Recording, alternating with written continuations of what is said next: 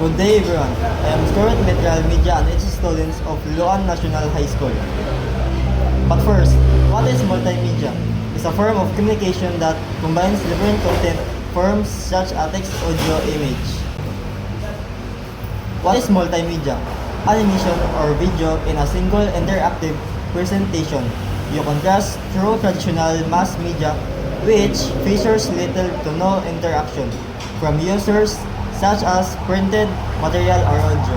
Recordings, popular examples of multimedia, include video broadcasts, audio slide shows, and video show. So about how ICT, what is information and What is ICT?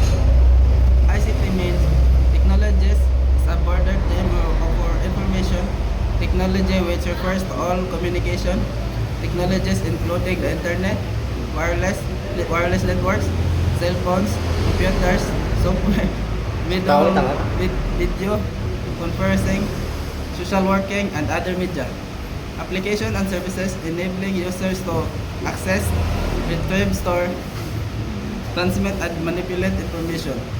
In a digital form, ICDs are also used to refer to the convergence of media technologies such as audio-visual and powerful networks with computer networks by means of the unified system of cabling or link system.